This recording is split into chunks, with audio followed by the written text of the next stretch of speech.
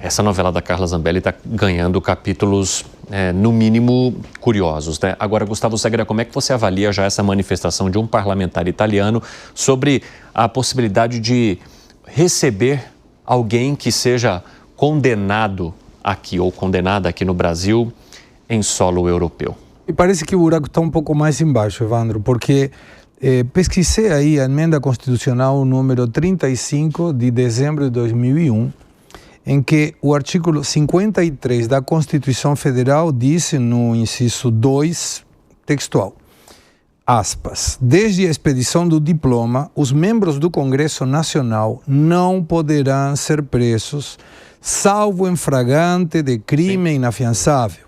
Nesse caso, os autos são remetidos dentro de 24 horas à casa respectiva, deputados, que, pelo voto da maioria dos seus membros, resolve sobre a prisão. Então, é a Constituição. O STF é o guardião da Constituição. Uma decretação de uma prisão preventiva que não respeite o artigo 53 da Constituição, me parece que tem uma dicotomia na interpretação constitucional.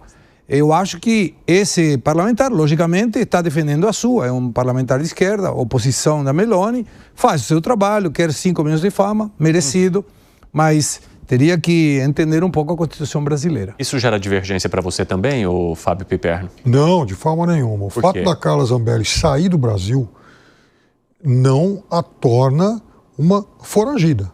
Então, ela poderia muito bem viajar para fora do Brasil. Aliás, ela tinha passaporte. Sim. 2, por sinal, o brasileiro e o italiano. A questão é que a Carla Zambelli anunciou que ela não volta mais ao Brasil. Ela não volta mais ao Brasil porque ela se sente uma perseguida e tudo mais. Ora, se ela está condenada pelo STF, pela Suprema Corte do Brasil, e ela declara que ela saiu do Brasil para não voltar mais, isso é um eufemismo para dizer que, bom, eu fugi do Brasil.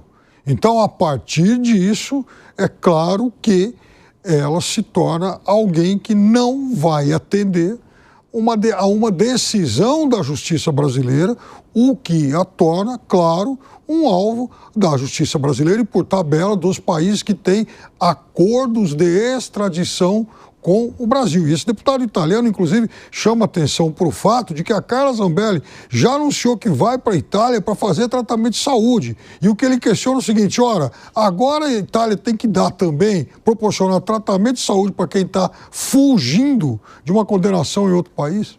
Inclusive, eu quero mostrar para vocês quais são os bloqueios, as sanções que foram impostas pelo ministro Alexandre de Moraes a pedido da Procuradoria-Geral da República. Vamos dar uma olhada nessa ilustração que nós preparamos aqui para vocês no 3 em 1. Então, ele pede os bloqueios de passaportes, salário pago pela Câmara, bens e ativos, contas bancárias, inclusive a possibilidade de uso do Pix, também houve essa descrição ali, imóveis, veículos, embarcações e aeronaves que estiverem no nome da deputada federal Carla Zambelli e, inclusive, a participação nas redes sociais, porque na decisão do ministro Alexandre de Moraes, ele pede que todas as redes sociais, inclusive YouTube, etc., excluam as contas da deputada federal dessas redes para que ela também não possa utilizá-las. Então, vejam todo o peso que está recaindo sobre os ombros de Carla Zambelli desde que ela tomou a decisão de deixar o país após ser condenada no Supremo Tribunal Federal e ainda ter recurso para ser julgado no Tribunal Superior Eleitoral. Fala, Langani. Olha só, são medidas bastante duras, extremas, e eu concordo com o Segré. Existe aí um problema nesta prisão porque um deputado, um parlamentar, ele só pode ser preso em flagrante delito. É assim que diz a nossa Constituição e a Câmara dos Deputados deve ser comunicada e aí se revoga ou se confirma a prisão. Este é o primeiro ponto. Em relação a todas essas medidas, tem uma delas também que não tem um amparo na lei, que é a suspensão das redes sociais.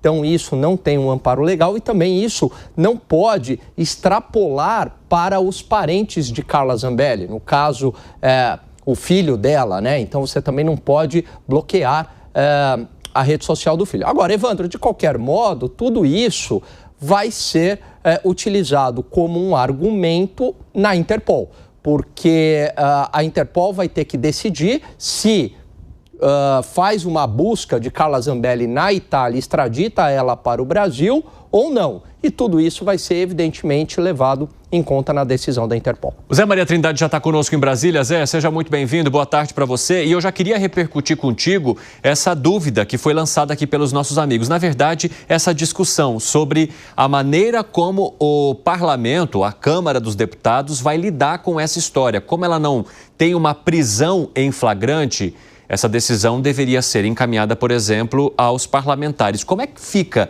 essa discussão diante da saída da deputada federal Carla Zambelli? Como é que isso está repercutindo por aí? Bem-vindo.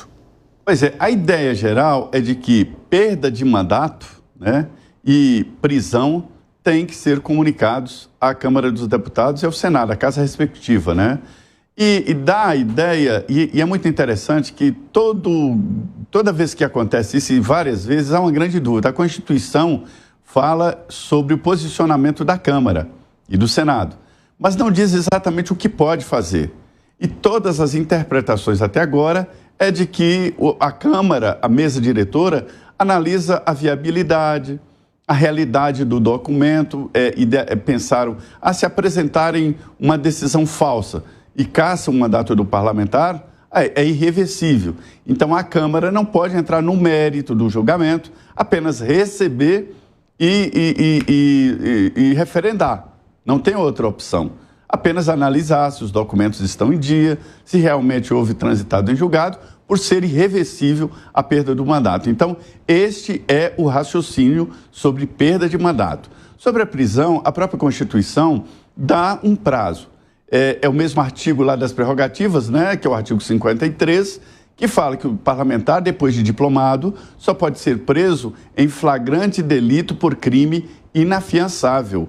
E a Câmara deve ser comunicada 24 horas depois, né? Então, isso é constitucional. Agora, o que eu vejo ali é de que o pessoal ficou surpreso, até aliados dela, pessoas próximas. Uma deputada me disse que ficou sabendo um dia antes que ela tinha saído, mas não sabia que era fuga, né? Dizia que era uma saída para tratamento de saúde. E eu pedi opinião de alguns parlamentares que me disseram assim, Zé, moita. Isso significa que não falo nem bem nem a favor. Moita é esconder atrás da moita. Esse foi o resultado das minhas conversas aqui. Uma semana esvaziada, viu? Não tem ninguém aqui. O pessoal todo não veio, já foi embora. É a reunião dos BRICS. E aí fechou o Congresso Nacional, uma segurança exagerada e tal por isso.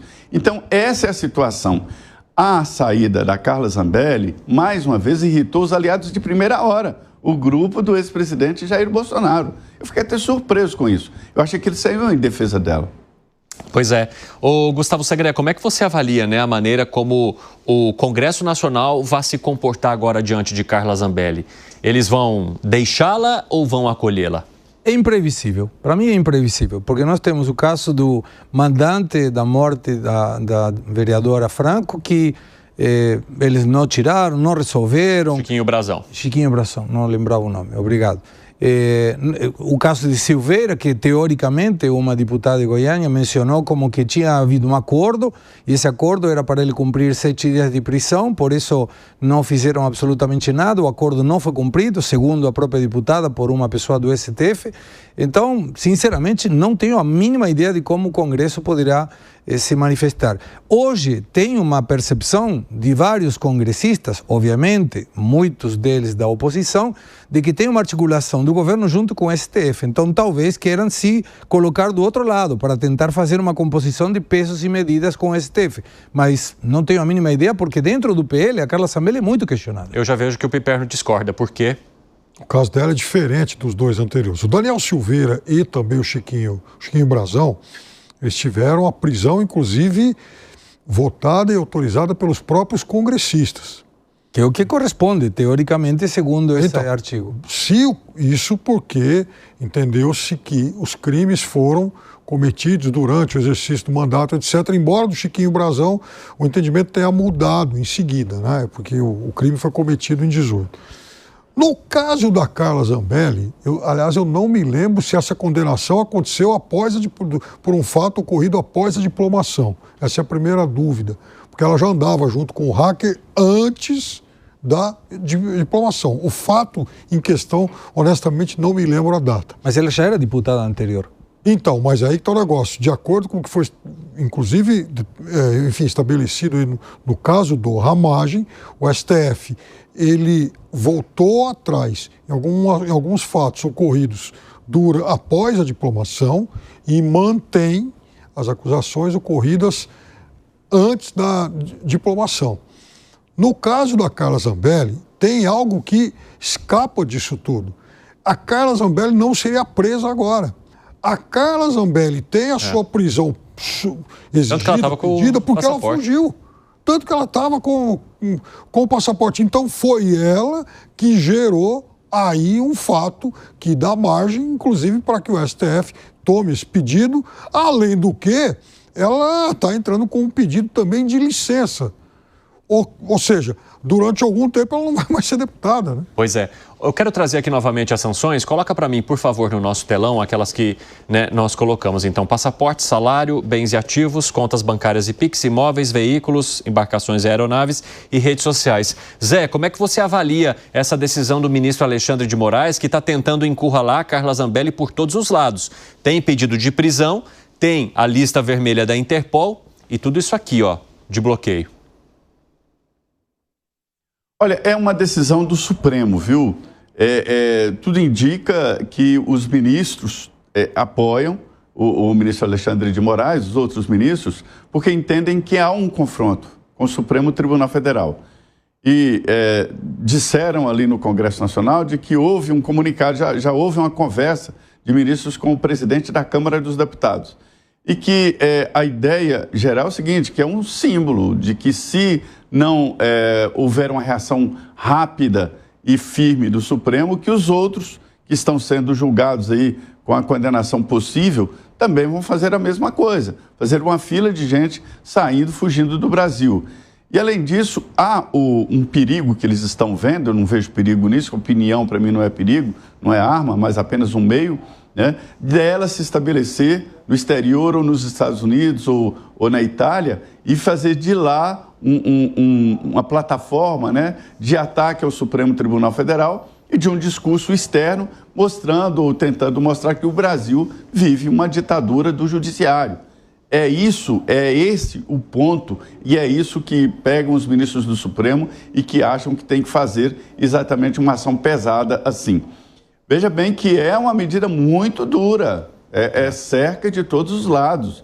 Multa de R$50 mil para a publicação dela, ou direta ou indireta. Então, a publicação através de filha, através de parente ou de assessor, que possa identificar como Carla, é multa de R$50 mil.